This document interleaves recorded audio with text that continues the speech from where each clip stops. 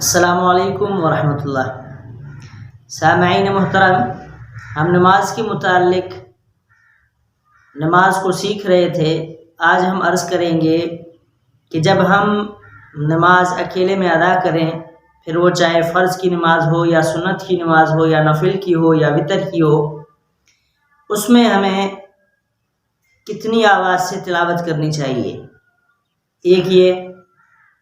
اور دوسرا سوال یہ کہ جو تسبیحات ہیں نماز کے اندر، مثلا رکوع کی تسبیحات ہیں، سجدے کی تسبیحات ہیں، اور اسی طرح پہلے تشہد میں بیٹھ کر التحیات اور دوسرے تشہد میں بیٹھ کر یعنی سلام والے تشہد میں بیٹھ کر التحیات، درود شریف اور اس کے ساتھ سورت ملانا اور اس کے ساتھ درود شریف پڑھنا، یہ کتنی آواز سے یعنی کتنی بلند آواز ہونی چاہیے بندہ نماز کے اندر پڑھے؟ تو اس کے بارے میں عرض کرتے ہیں کہ نماز کے اندر کم از کم اتنی آواز سے تلاوت کریں یا تسبیحات پڑھیں کہ پڑھنے والا خود اپنے پڑھائی کو سن لے،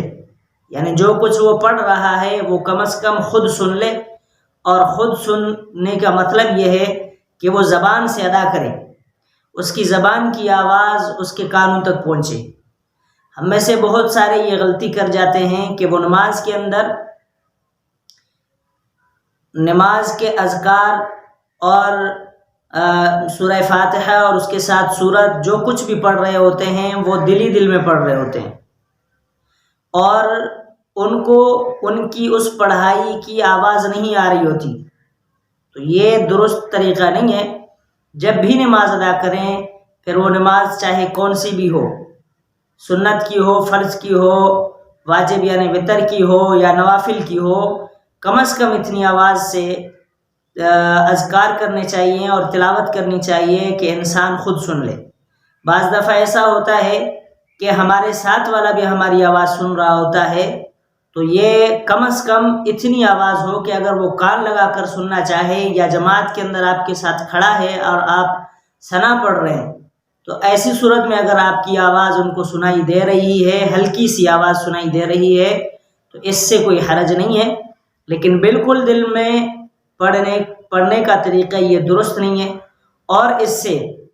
ہمارے بہت سارے دوست بھائی وہ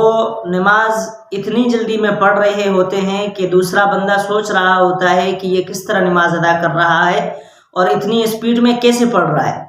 تو یہ ہر وہ شخص اس طرح سے ادا کر پاتا ہے جو دل میں پڑھ رہا ہوتا ہے،